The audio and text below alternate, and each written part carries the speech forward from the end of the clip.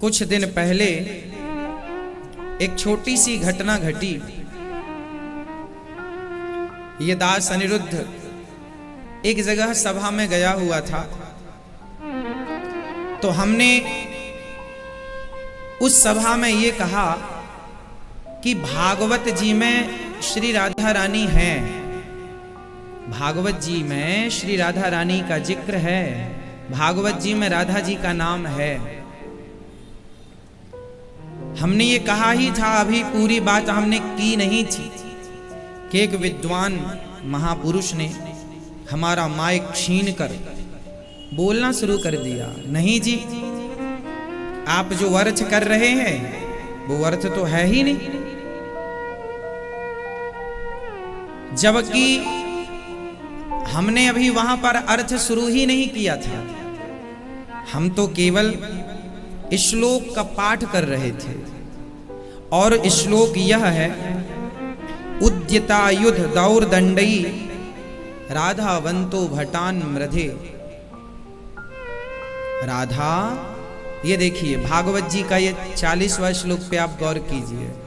उद्यतायुध दौर्दंडई राधावंतो भटान मृधे, ये देखिए श्लोक। यहां पर स्पष्ट रूप से पाठ में तो राधा है। दास अनिरुद्ध ने अभी कोई अर्थ नहीं किया था, कोई संधि विच्छेद नहीं किया, कोई अर्थ की ओर अभी हम गए ही नहीं थे कि एक महापुरुष ने माइक छीन कर कहा आप तो गलत बोल रहे हैं, भागवत जी में तो राधा नाम है ही नहीं। अब देखिए हमने आपको दिखाया ये राधा है। हाँ, माना कि अर्थ में राधा नहीं है, पर पाठ में तो राधा ही पढ़ेंगे। राधावंतो भटान मृधे, ऐसा ही पाठ होगा। आधावंतो भी होगा, संधि विच्छेद हो जाएगी तो आधा हो जाएगा, आधावंतो हो जाएगा व्याकरण की दृष्टि से। परंतु ये कह देना कि भागवत जी में श्री राधा जी का नाम नहीं है, देखिए भागवत जी में राधा जी का नाम कहां है, हम आपको आज बताएंगे। श्रीमद् भागवत में सुखदेव भगवान को श्री राधा रानी सुखदेव भगवान की गुरु है। और श्री सुखदेव भगवान जब श्री राधा रानी का नाम लेते हैं ना, तो श्री सुखदेव भगवान को लगभग 6 महीने की समाधि लग जाती है। इतना प्रेम है श्री राधा रानी के लिए कि सुखदेव भगवान की आंखों में झरझर आंसू आने लगते हैं केवल राधा कहते ही। पूरी भागवत सुना दी सुखदेव भगवान ने, तब जाकर के परीक्षित के अंतःकरण में राधा तत्व प्रकट हो गया, और उसी राधा तत्व के प्रकट से श्री परीक्षित जी की सदगति हो गई। तो भागवत का सार ही राधा है, भागवत का सार ही, दही का सार क्या है, दही का मंथन करेंगे तो सार रूप में मक्खन ही तो निकलेगा। उसी प्रकार जैसे दही का सार मक्खन है, उसी प्रकार पूरी भागवत का सार श्री राधा रानी ही है। हाँ, राधा रानी स्पष्ट रूप से सुखदेव भगवान कहते हैं कि मुझे राधा रानी का नाम लेने से, माँ भगवती का नाम लेने से समाधि लग जाती है। तो उन्होंने पर्याय नाम ले लिए, पर्यायवाची। राधा जी के नाम बहुत सारे हैं, उनमें एक नाम है श्री राधा रानी का रमा। राधा जी का नाम क्या है? रमा। राधा जी का दूसरा नाम है रुक्मणी, रुक्मणी श्री राधा जी का ही नाम है। तीसरा राधा जी का एक नाम है श्री। राधा जी का चौथा नाम है गोपी। जहां पर गोपी आया वो राधा जी का नाम, अर्थात राधा जी के जो अनंत नाम है उनमें एक गोपी नाम भी है। तो राधा जी के नाम बहुत हैं, जरूरी नहीं है कि राधा जी का ही नाम सुखदेव भगवान लें। राधा जी के जो अन्य नाम है, रमा है, रमा तो भागवत जी में आया है। भाई आप कहते हैं मैं पानी पीता हूं और मैं कह दूं कि मैं जल पीता हूं, तो पानी पीना और जल पीना बात तो एक ही हुई, पर्यायवाची हमने बोल दिया, तो क्या गलत हो गया? आपने कहा नहीं जी आप पानी पी रहे हैं, हमने कहा नहीं हमने जल पी लिया, तो क्या गलत हो जाएगी बात? उसी तरह राधा रानी भागवत जी में एक जगह नहीं, हमने अपनी बात ही शुरू की थी कि महापुरुष हमें डांटने लगे, अरे आप तो अर्थ का अनर्थ कर रहे हैं, जबकि हमने अर्थ किया ही नहीं। जब कोई युद्ध होता है, देखिए भाव जगत होता है, एक शास्त्रों का एक अर्थ निकलता है व्याकरण से और एक अर्थ निकलता है भाव से। अब जैसे भागवत जी का ही एक प्रसंग है कि भगवान श्री कृष्ण को देखकर जब पूतना मौसी आई तो भगवान श्री कृष्ण ने पूतना को देखकर अपनी आंखों को बंद कर लिया। भगवान ने नेत्र बंद कर लिए। अब भगवान ने नेत्र क्यों बंद किए, इस पर कोई व्याकरण का सूत्र नहीं लगेगा। इस पर भाव संतों ने अपने अपने ढंग से दिए कि भगवान श्री कृष्ण ने आंखें इसलिए बंद कर ली क्योंकि पूतना अविद्या है और भगवान को लगा कि अविद्या को नष्ट करना ही लीला की शुरुआत है, इसलिए भगवान ने नेत्र बंद कर लिए। नेत्र बंद करने का दूसरा कारण यह है कि भगवान के एक नेत्र में चंद्रमा है, एक नेत्र में सूर्य। सूर्य चंद्रमा भगवान के नेत्र में विराजते हैं। भगवान के नेत्र वही है, सूर्य और चांद। दोनों ने अपने अपने दरवाजे बंद कर लिए कि मैं पूतना को आप तारेंगे तो मैं नहीं आने दूंगा अपने धाम। माना कि भगवान ने आंखें इसलिए बंद कर ली कि आंख बंद करके मानो शंकर जी से कह रहे हैं मौसी जी का जहर आप पी लीजिए। आंखें इसलिए बंद कर ली कि पूतना का तन सुंदर है, मन सुंदर नहीं है। जिसका तन सुंदर होता है, मन सुंदर नहीं होता, ऐसों को हम देखना भी पसंद नहीं करते। ये क्या है? ये अपने अपने भाव है। यहाँ कोई व्याकरण काम नहीं कर रही है, यहाँ भाव काम कर रहे हैं। हर महापुरुष ने अपनी अपनी टीकाओं में ये भाव प्रस्तुत किए। तो एक भावनात्मक अर्थ होता है। तो मेरी भावना तो ये है कि श्रीमद् भागवत में प्रत्येक श्लोक श्री कृष्ण है और श्लोक का जो अर्थ है वही श्री राधा रानी है। तो मुझे तो भागवत जी में राधा रानी दिखती हैं। जहां मुझे रा दिखाई पड़ जाता है वहीं मैं राधा मान लेता हूँ, जहां धा दिखाई पड़ जाता है वहीं मैं राधा मान लेता हूँ। आधा नाम भी भाई वाल्मीकि जी ने उल्टा नाम जपा, उल्टा नाम जपत जग जाना, वाल्मीकि भय ब्रह्म समाना। हम अर्थ की बात ही नहीं करते, हम तो पाठ की बात करते हैं, भाव की बात करते हैं। यदि भाव की दृष्टि से यदि मैं कहूं कि भागवत जी में राधा जी हैं रुक्मणी के रूप में, रमा के रूप में, तो क्या आपत्ति है? राधा जी के नाम से ही तो सुखदेव भगवान की समाधि लगती है, रुक्मणी जी के नाम से तो नहीं, पर्यायवाची हो गया। तो भागवत जी में इस प्रकार पर्याय करके नाम तो है। यहाँ पर जो है कि राधावंतो, यहाँ पर जब राक्षस लोग देवता लोग युद्ध कर रहे थे तो एक भाव है, ये मेरा अपना भाव है कि सभी देवता युद्ध कर रहे थे। उस समय जैसे कोई युद्ध करता है तो चिल्लाता है ना, हर हर महादेव या जय श्री राम, कुछ तो बोलेगा ना। युद्ध करते समय कोई तो उद्घोष करेगा। तो जो देवता थे वो भी तो श्री राधा रानी के उपासक थे। तो राधा रानी कोई द्वापर में ही है ऐसा नहीं, राधा रानी तो सदा से हर युग में है। तो देवता जब श्री समुद्र मंथन हुआ, अमृत की लड़ाई हुई अमृत के लिए, उस समय देवता राधा राधा कहते हुए, राधावंतो भटान मृधे, अर्थात राधा राधा कहते हुए युद्ध कर रहे थे। ये मेरा भाव है। जैसे कि भगवान श्री कृष्ण ने नेत्र क्यों बंद किए, इसके तमाम भाव हैं। यहाँ कोई व्याकरण नहीं लग रही है या कोई सूत्र नहीं लग रहा है व्याकरण का कि भगवान ने नेत्र क्यों बंद किए। इसके अब सूत्र से काम बनेगा, भाव से काम बनेगा। यहाँ भाव है। भगवान श्री कृष्ण को माँ यशोदा ने बांधा है और 2 अंगुल रस्सी कम पड़ गई। 2 अंगुल ही रस्सी क्यों कम पड़ी? यहाँ भी बड़े बड़े विद्वानों ने अपने भाव ही प्रकट किए कि जब तक भगवान की कृपा ना होगी तब तक भगवान बंधन स्वीकार नहीं करेंगे। तो यहाँ भावनात्मक अर्थ होगा, यहाँ कोई व्याकरण का सूत्र काम नहीं करेगा, है ना। उसी तरह ये दास अनिरुद्ध अपनी बात पूरी करे उसके पहले ही महापुरुष अपनी बात शुरू करते हैं और मुझे गलत सिद्ध करने की कोशिश करते हैं। चलिए, मैं तो उनका दास हूँ, शिष्य हूँ, मैं तो गलत भी हो सकता हूँ। पर एक बात बताऊं, यदि मुझे भागवत जी में राधा जी का दर्शन होता है प्रत्येक अक्षर में, जहाँ राधा है, जहाँ रा है, जहाँ धा है। यदि मुझे राधा जी का दर्शन होता है और यदि राधा जी का दर्शन होना भागवत जी में यदि ये मूर्खता है, तो फिर मैं ऐसा मूर्ख ही अच्छा हूं, फिर मैं ऐसा मूर्ख ही अच्छा हूं। ऐसी विद्युत्ता से मैं क्या करूंगा जिस विद्युत्ता से मैं राधा ही ना देख पाऊं भागवत जी में। इसलिए यदि कोई ये कहे कि आप तो भागवत जी में, अब देखिए द्वितीय स्कंद के 4th अध्याय का 13वां श्लोक है, जहां सुखदेव भगवान कह रहे हैं राधसा, स्पष्ट राधसा लिखा है।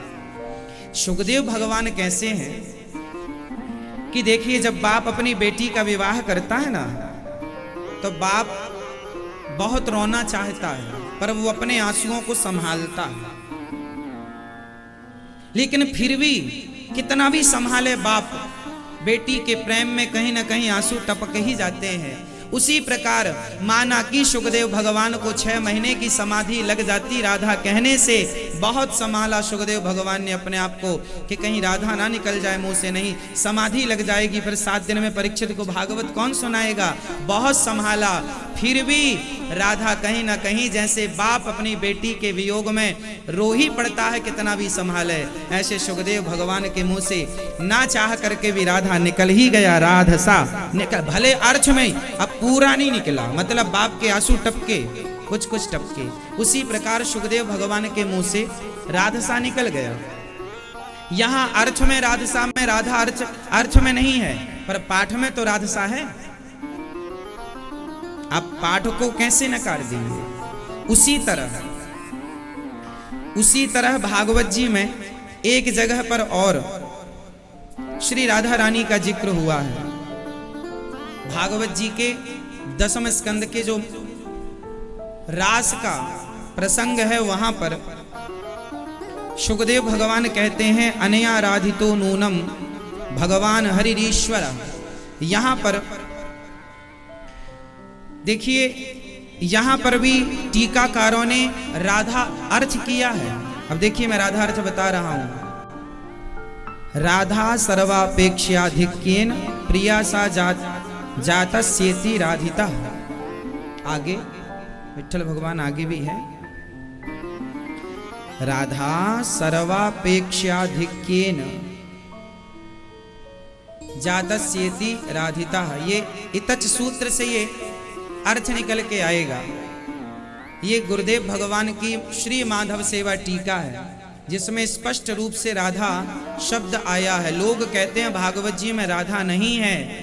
अब मैं आपको कैसे बताऊं कि राधा तो श्री कृष्ण भगवान के प्राण हैं। यदि राधा जी को हटा दोगे तो श्री कृष्ण भगवान के प्राण निकल जाएंगे। ये बात हम नहीं कह रहे हैं, भागवत जी में लिखा है।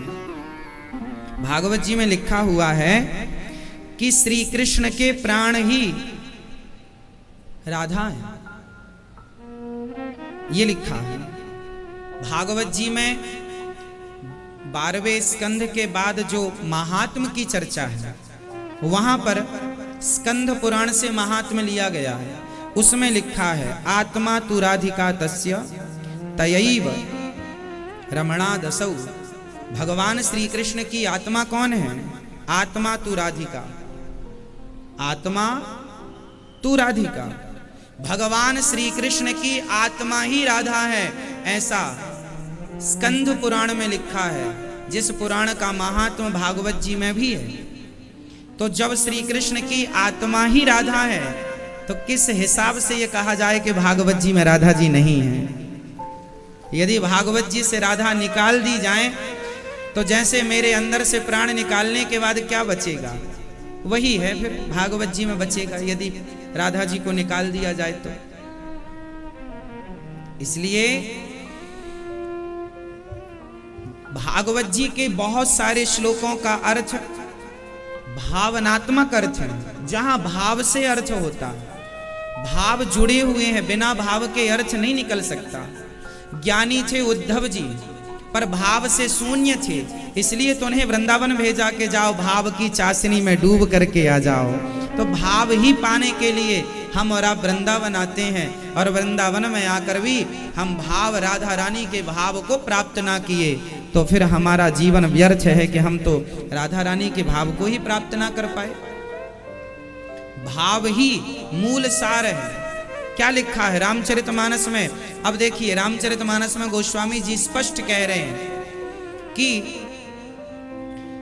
भगवान श्री राम और सीता, इनमें कोई भेद नहीं, इनमें कोई गिरा अर्थ जल बीच सम कहियत भिन्न न भिन्न, इनमें कोई भिन्नता नहीं है। जैसे वहां सीता और राम में कोई भिन्नता नहीं है, ऐसे यहाँ पर राधा और कृष्ण में कोई भिन्नता नहीं है।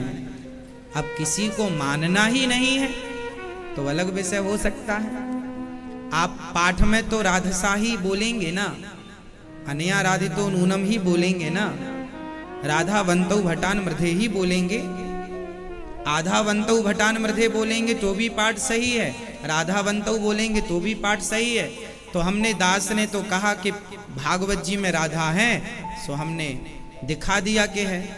अब भावनात्मक जो गहरे संत हैं, भाव राधा प्रेम में डूबे रहते हैं, वो ऐसे हैं कि आधा, कहीं राम जी का नाम केवल आधा ही लिखा हो रा, तो लोग रा बोल के भी, कई जगह मैंने संतों की वाणी सुनी कि राम का पूरा उच्चारण ना हो पाए तो राम का केवल रा बोल देने मात्र से हम भवसागर से पार हो जाते हैं। तो राम मतलब राम भी होता है और राम मतलब राधा भी होता है, राम मतलब राधा भी। अब जैसे भागवत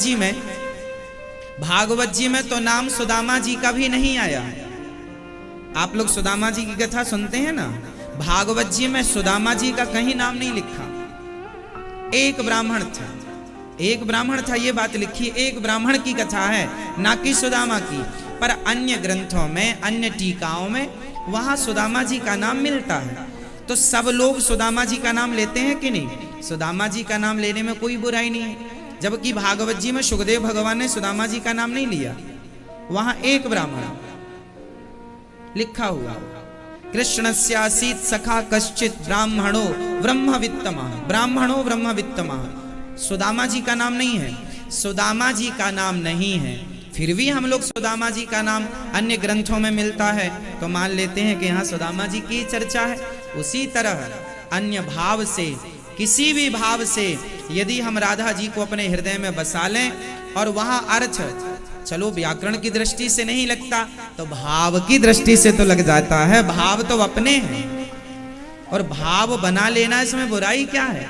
पूरी भागवत भाव में चल रही है, भाव में टिकी हुई है। अब जैसे भागवत जी में नाम तो सुदामा जी का भी नहीं, तो सुदामा जी का नाम लेते हैं कि नहीं? फिर राधा जी का भी नाम नहीं है, तो राधा जी का नाम स्पष्ट रूप से नहीं है, पर है, लिखा हुआ है। सुखदेव भगवान को समाधि लग जाती थी इसलिए उन्होंने नहीं लिया, पर पर्यायवाची के रूप में लिया, जैसे दास ने पहले निवेदन किया है। बहुत सारी बातें हैं जो भाव में चलती हैं। जैसे भागवत जी में आप लोग सुनते हैं सुदामा जी भगवान के यहाँ क्या लेकर गए, बताइए, जोर से बताइए। सुदामा जी 4 मुट्ठी क्या लेके गए? चावल। चावल का लिखा ही नहीं है भागवत जी में, क्या लेकर गए? भागवत जी में लिखा है चिवड़ा लेकर गए। चिवड़ा जो राजस्थान, उत्तर प्रदेश और बिहार में दही चिवड़ा खाते हैं ना, दही चिवड़ा की बड़ी मान्यता है खाने पीने की। तो वो सुदामा जी चावल लेकर नहीं गए, चावल का लिखा ही नहीं, चिवड़ा लेकर के गए। तो वहां पर चिवड़ा लेकर गए, पर चिवड़ा को भाव से लोगों ने कहा, कई जगह चिवड़ा को जानते नहीं है तो चावल बोल दिया, तो भावनात्मक अर्थ है चिवड़ा का चावल कर दिया, इसमें कोई आपत्ति नहीं है। सुदामा जी लेकर गए चिवड़ा, लेकर गए कि चावल लेकर गए? चिवड़ा, ये तो भागवत जी में लिखा है, पर चिवड़ा का चावल हो गया कि नहीं? अब इसमें कोई आपत्ति नहीं है, इसमें कोई हानि नहीं। अरे आपने चिवड़ा का अर्थ चावल कर दिया, भाई लेकर गए भाव है, लिखा तो चिवड़ा है पर बोला जाता है चावल, क्योंकि कई लोग चिवड़ा समझते नहीं है। चिवड़ा क्या होता है? चावल आसानी से समझ में आता है। तो जिस प्रकार समझ में आए वो अर्थ होना चाहिए। तो मेरी भावना तो कहती है कि भागवत जी में जहां जहां मुझे रा नजर आता है, मैं वहां वहां अपनी रा को राधा मान लेता हूं। जहां जहां रा मुझे दिखता है, मैं अपनी राधा मानता हूं और ये मेरी मान्यता है पर्सनल। मैं किसी को थोपता नहीं हूं कि नहीं जी आप भी मानिए, आप भी मानिए मेरी। ना जी, मेरी भावना है कि मुझे जहां दिखाई पड़ जाए मैं वहां राधा मान लेता हूं, ये मेरी भावना है। मुझे भागवत जी में राधा जी दिखती हैं, मुझे तो कृष्ण के प्राण ही राधा लगती हैं, लिखा है। इसलिए मैं पूरी बात रख पाता, उसके पहले ही विद्वान महापुरुष ने माइक छीन कर अपनी बात शुरू कर दी। मैंने तो अर्थ किया भी नहीं था, मैं तो भावनात्मक अर्थ पे जा रहा था, लेकिन जाने ही नहीं दिया गया और उन्होंने अपनी बात रख दी। अब बड़े हैं, विद्वान हैं, गुरु स्थान पर हैं, आचार्य चरण हैं, ये दास तो उनके चरणों की धूल भी नहीं है।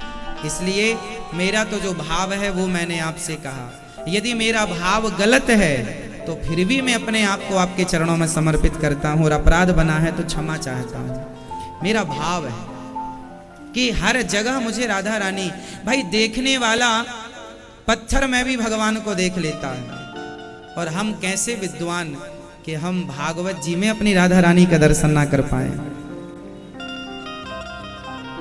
हाँ? देखने वाले प्रहलाद ने पत्थर में भगवान को देख लिया, तो भाव से पत्थर में भी भगवान दिखते हैं। तो जब भाव से पत्थर में भगवान दिख सकते हैं तो भाव से भागवत जी में भी मुझे राधा रानी दिख सकती हैं।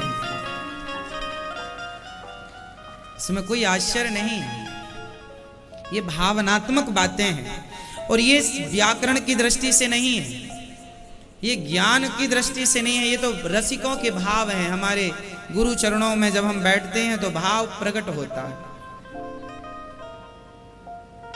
ये दास अनिरुद्ध, मैं तो ये जानता हूं कि मेरे श्याम सुंदर बिना राधा रानी के एक क्षण नहीं रहते। भागवत जी में अनेक जगह वर्णन मैंने सारा प्रमाण के संग आपको निवेदित कर दिया। वाणी से कोई अपराध बना हो तो विद्वान जन क्षमा करेंगे। बाकी देखिए, हम भागवत को सारे वेदों का सार मानते हैं। हम भागवत जी को सारे वेदों का सार मानते हैं। भागवत जी सारे वेदों का सार है और भागवत जी का सार श्री राधा रानी है। 2 अक्षर राधा। आप राधा मत बोलिए धारा धारा, उल्टा बोलिए, है ना। आप बोलिए आधार आधार आधार आधार आधार आधार आधार आधार आधार आधार। आधार बोलेंगे तो राधा ही निकलेगा। क्यों निकलेगा? क्योंकि सृष्टि का आधार ही श्री राधा रानी है, कोई दूसरा है ही नहीं। इसलिए आप एक चीज और नोट कीजिए, सीता सीता नहीं बोला जाता पर राधे राधे बोला जाता है। सीते सीते बोला जाता है, सीताराम बोला जाता है, सीताराम सीताराम। क्यों जी बोला जाता है? सीताराम बोला जाता है, अकेले सीता सीता नहीं बोला जाता। लेकिन यहाँ ब्रज में राधा राधा अकेले बोला जाता है, राधे राधे राधे राधे। क्यों? क्योंकि राधा वो शक्ति है जिनके अधीन भगवान श्री कृष्ण भी रहते हैं। राधा कह दिया तो कृष्ण भी भीतर आ गए। राधा में ही श्री कृष्ण समाये, बाहर कुछ भी नहीं है राधा जी के। इस संसार में आप भागवत जी तो ठीक है, इस संसार में एक ऐसा कण उठा के बता दीजिए मुझे जिस कण में राधा की व्यापकता ना हो, जिसमें राधा जी की व्यापकता ना हो। राधा जी कण कण में व्याप्त हैं। और यदि मैं कहूं कि भागवत जी में राधा जी नहीं है तो ये कह के मैं क्या प्राप्त कर लूंगा? कौन सा ज्ञान मैं हासिल कर रहा हूं इससे?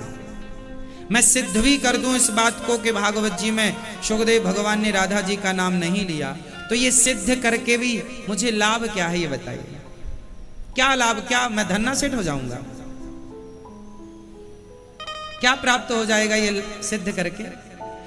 ये सिद्ध करके कोई लाभ नहीं है, पर ये सिद्ध करके अनंत लाभ है कि मेरी राधा रानी तो मेरे प्रत्येक शब्द में विराजमान है। भागवत जी के प्रत्येक अक्षर में श्री राधा रानी विराजमान है। इसलिए भावनात्मक अर्थ होते हैं, भाव के अर्थ समझना चाहिए। चलिए महापुरुषों को बार बार प्रणाम करते हैं, उनकी चरणों की धूल माथे पर सजाते हैं। उनका फर्ज है अपने बच्चों को डांटना, गलत रास्ते से रोकना। उन्होंने अपना फर्ज पूरा किया, अच्छा किया उन्होंने, क्योंकि बच्चे गलती करें तो बाप को डांटने का अधिकार होता है। पिता डांटे या गुरु डांटे, यदि पिता डांट दे और गुरु डांट दे तो फिर बच्चा गलत रास्ते पर कभी नहीं जाएगा। जरूरी है बड़ों की डांट। दास ने स्वीकार किया कि बड़ों ने डांटा है तो जरूर हमसे कोई अपराध बना होगा, तो उस अपराध के लिए हम गुरु चरणों के चरणों में बारंबार साष्टांग नमन भी करते हैं। यदि अपराध बना है तो यदि आप क्षमा कर सकें तो क्षमा जरूर करें। कहने का तात्पर्य यह है, देखिए जी, मैं तो सबके चरण धो के पीने वाला आदमी हूं, है ना। मैं तो अपने माँ के भी चरण दबाता हूँ। यहाँ ब्राह्मण पोथी पाठ में बैठे हैं, चाहे बुजुर्ग हो चाहे बालक ब्राह्मण हो, मैं सभी ब्राह्मणों के चरण धो के पीता हूँ। ब्राह्मण भगवान ही होते हैं जो चरण धो के मैं पीता हूँ। मेरी अपार श्रद्धा है ब्राह्मणों के चरणों में। अब ब्राह्मण भले मुझे कुछ भी कहें, पागल कहें, बेवकूफ कहें, अज्ञानी कहें, जो आपका मन है आप कहिए, पर मैं तो सदा ब्राह्मणों का दास था, हूँ, सदा रहूंगा। ब्राह्मणों की सेवा मेरा आभूषण है, ब्राह्मणों की सेवा ही मेरा धन है, समाज की सेवा ही मेरा धन है। और सेवा ही, इसलिए दास ने कहा है, एक ही संकल्प एक ही नारा, सेवा ही है धर्म हमारा। हम तो सेवा करने वाले लोग हैं, झगड़ा करने वाले लोग नहीं हैं। झगड़ा करना दास अनिरुद्ध को आता ही नहीं। आपने कभी हमें झगड़ा करते नहीं देखा होगा। हमें कोई डांटता है ना, सुन लेते हैं, हमें कुछ नहीं बिगड़ता हमारा। इसलिए हमारा स्वभाव ही है। हमने कई बार आपसे कहा है कि हम अकड़ किसकी रखें, बताइए। हमारे पास क्या है, हम कहें कि हम ज्ञानी हैं, किस बात के ज्ञानी हैं।